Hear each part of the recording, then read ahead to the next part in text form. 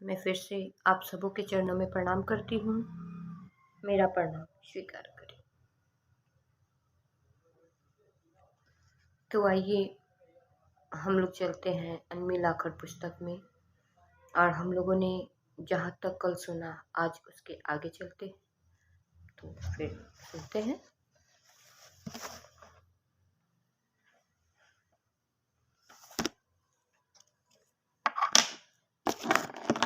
हम लोगों ने कल लास्ट सुना था, तुम कर्म अवश्य करो, अकर्मण्य नहीं बनो।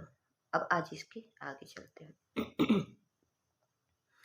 स्नातक की परीक्षा पास कर हरिंद्रानंद बाबूजी के पास आ गए।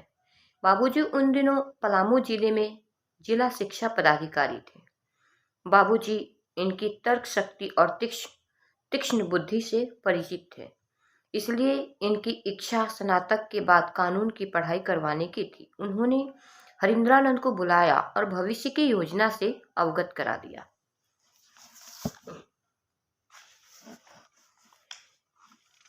इनका उत्तर स्पष्ट था, नहीं, मैं सिविल सेवा की तैयारी करना चाहता हूँ। बाबूजी स्वयं सिविल सेवा की परीक्षा पास करके ही इस पद पे थे। उन्हें बेहतर पता था कि प्रतियोगी परीक्षाओं की तैयारी के लिए कितने श्रम और लगन की आवश्यकता होती है। बेटे के उत्तर को सुनकर अंतर की प्रबल भाव राशि को रोक पाना असंभव हो गया। चेहरे पर क्रोध के भाव स्पष्ट दिखाई दे रहे थे। क्रोधाग्नि फूट पड़ी। आपको शमशान और हड्डी खोपड़ी से फुर्सत कहाँ मिलती है जो आईएएस बनिएगा? माँ की ओर देखते हुए हरिंद्रानंद ने कहा, आप तो कहती थी बड़े होकर बाबूजी की तरह अफसर बनूं। अब मैं अफसर बनना चाहता हूँ तो मुझे वकालत क्यों कराना चाहते हैं? यह मुझसे नहीं होगा। मैं अपने स्वभाव और विचार के विपरीत कोई भी कार्य व्यापार करने को तैयार नहीं हूँ, चाहे जो हो जाए। काफी तर्क वितर्क के उपरांत माँ के हस्तक्षेप से परिणाम सकारात्मक आया और सहमति बनी कि प्रतियोगी परीक्षाओं की तैयारी के साथ साथ विधि महाविद्यालय पटना में नामांकन भी ले लिया जाए, जहां नामांकन हुआ भी। पर्वतीय श्रृंखलाओं में रचे बसे घने जंगलों को आच्छादित जिला पलामू में ही मनातू प्रखंड के अंग्रेजी शासन में राय बहादुर की उपाधि प्राप्त एक वैभवशाली परिवार से हरिंद्रानंद के विवाह का रिश्ता आया। माँ की खुशी का ठिकाना नहीं था। रिश्ता समृद्ध, संभ्रांत और सम्मानित परिवार से था, इसलिए शादी के लिए ना कहने की कहीं से कोई गुंजाइश नहीं थी। फलतः माँ की इच्छानुरूप बाबूजी ने भी हामी भर दी।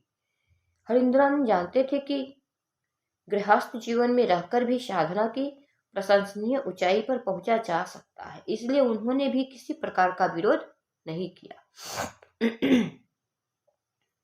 22 मई 1972 को 24 वर्ष की उम्र में इनका विवाह महुआर जगदीश्वर जीत सिंह एवं भूमिका देवी की सुपुत्री राजमणि नीलम के साथ संपन्न हुआ। नीलम तो वैसे भी राजमणि होती है। 27 जुलाई 1952 को श्रावण शुक्ल पक्ष नाग पंचमी को इनका जन्म हुआ। उसी दिन मनसा देवी की भी पूजा की जाती है और सांपों की पूजा की बड़ी पुरानी परंपरा आज ही के दिन उत्सव का रूप लेती है। इनके माता पिता बताते हैं कि जिस समय राजमणि नीलम का जन्म हुआ उस समय खाट के नीचे विषैले सर्पों के ढेर सारे सपोले न जाने कहां से उमड़ पड़े थे। घोड़े हाथियों की सवारी, विदेशी गाड़ियों में घूमना, जंगल की सैर और पशु पक्षियों के प्रति उनके मन में अथाह अनुराग था। सांपों के साथ खेलने में उनकी विशेष रुचि थी। जंगल के ओझा झाड़ फूक करने वाली स्त्री एवं पुरुष उनके मनोरंजन के साधन थे और दूर दूर से आने वाली साधु एवं अघोरियों से बातें करना उन्हें अधिक रुचिकर था। परिजनों ने जंगल के तांत्रिक और ओझाओं के सानिध्य से आशंकित होकर गंडे और तावीजों की पूरी माला ही राजमणि नीलम को पहना दी थी, जो विवाह के बाद तक उनके गले को एक आदिम युग की संभ्रांत महिला का भान करा रही थी। सुविधाओं और समृद्धि में पलता बचपन जंगलों के सौंदर्य के संसर्ग में सयाना हुआ था। उनकी शिक्षा दीक्षा की व्यवस्था घर पर ही की गई थी। मास्टर आते ही पढ़ाकर चले जाते। संगीत और कला के प्रति जन्मजात आकर्षण था उन्हें। मवार साहब ने हजारीबाग के एक स्कूल में उनका दाखिला करवाया, किंतु शहरी वातावरण रास नहीं आया। 2 वर्षों के बाद पुनः इन्हें वापस ले आया गया। अल्पायु से अपने घर परिवार की व्यवस्था, बाहर भीतर काम करने वाले कर्मचारियों का मार्गदर्शन, उनकी व्यवहार कुशलता एवं प्रशासनिक क्षमता को प्रखर करता गया। सर्पों की दुनिया से उनका लगाव और शक्ति की पूजा उनका स्वभाव था। नियति स्वयं मानव जाति के भाग्य का इतिहास लिखती है। गृहस्थ हरिंद्रानंद की साधना का साधक बनकर आया, न कि बाधक। इसी वर्ष 1972 में ही हरिंद्रानंद संघ लोक सेवा आयोग की सिविल सेवा परीक्षा में सम्मिलित हुए और भारतीय पुलिस सेवा में उत्तीर्ण हुए, किंतु मेडिकल परीक्षण में असफल होने के कारण अंतिम परीक्षा फल में इनका नाम नहीं आया। बाबूजी अब तक पलामू में ही जिला शिक्षा पदाधिकारी थे। उन्हें तो विश्वास ही नहीं हो पा रहा था कि उनके पुत्र देश के सबसे बड़ी प्रतियोगी परीक्षा में सफल हुए हैं, पर था तो यह सत्य। हरिंद्रानंद ने अपनी मेधा की पहली पहचान दिखाई थी। जीवन की निष्ठुरताओं और वास्तविकताओं से संभवतः पहला अनुभव था जब भारतीय पुलिस सेवा में आने से वंचित हो गए। पटना लॉ कॉलेज में नामांकन तो था ही, कानून की पढ़ाई आरंभ कर दी थी। असफलता के क्षणों में मन को वैसे ही चीजें रास आती हैं जिसमें वह रुचि पाता है। ऐसे में उन्हीं चीजों का संबल ढूंढता है। पटना और आड़ा आना जाना रूटीन का हिस्सा बन गए थे।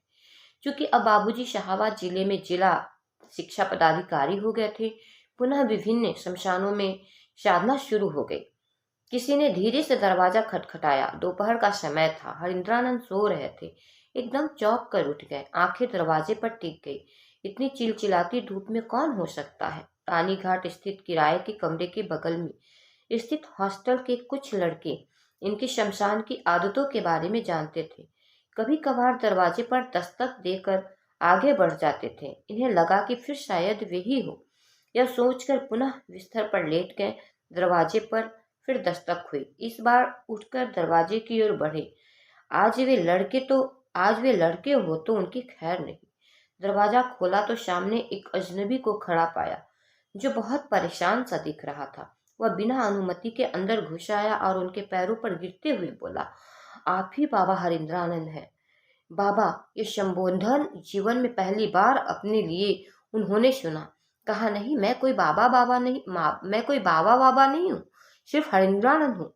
उस व्यक्ति ने पूछा, आप ही पीएमसीएच में जाकर कैंसर के पीड़ित मरीजों का हाथ देखकर उनके जीवन की भविष्यवाणी करते हैं ना? मैंने सुना है कि आपने कई भविष्यवाणियां की हैं और सही साबित हुई है। मेरी माँ की तबीयत बहुत खराब है। डॉक्टरों ने कहा है कि अब वह चंद दिनों की मेहमान है। अगर आप चलकर उनका हाथ देख दे तो आपकी बड़ी मेहरबानी होगी। मैं आपका यह एहसान जीवन पर्यंत नहीं भूलूंगा। गर्मी की छुट्टियां आरंभ हो चुकी थी। हरिंद्रानंद के लगभग सभी मित्र घर चले गए थे। इनके जी में आया कि जाने से इनकार कर दूं। फिर बोले, क्या शाम में आना नहीं हो सकेगा? नहीं, भगवान के लिए अभी चलिए, मैं रिक्शा या ऑटो लेकर अभी आता हूँ, उस व्यक्ति ने कहा। हरिंद्रानंद चप्पल पहनकर कॉरिडोर में आ गए और कहा, चलिए। हॉस्टल के स्टैंड बहुत दूर नहीं था, सिर्फ बीच में एक गली पार करनी पड़ती है, किंतु धूप में तपिश इतनी थी कि उतनी दूर जाना भी दूभर था, इसलिए रिक्शा ले आया। थोड़ी ही देर में दोनों अस्पताल के कैंसर वार्ड में थे। ज्यादातर बेड खाली थे। पास वाले बेड को थोड़ा सरका कर बैठ गए। महिला की उम्र लगभग 60 साल रही होगी। इन्होंने पॉकेट से अपना मैग्नीफाइंग ग्लास निकाला और हथेली का बारीकी से अध्ययन किया। कहा, आपकी माँ बिल्कुल स्वस्थ हो जाएंगी, ठीक हो जाएंगी। वह चौंक सा गया। उसने इनकी ओर देखते हुए कहा, लेकिन डॉक्टर ने तो जवाब दे दिया है, बिल्कुल ठीक हो जाएंगी। अगर ठीक नहीं हुई तो मैं हाथ देखना छोड़ दूंगा। हरिंद्रानंद ने जोर देकर कहा। उनके लहजे में थोड़ा अभिमान सा फूट था। और आज हम लोग यहीं तक सुनते हैं। इसके आगे हम लोग कल की वीडियो में सुनेंगे।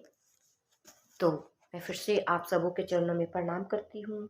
मेरा प्रणाम स्वीकार करें और मिलते हैं हम लोग आगे के वीडियो में।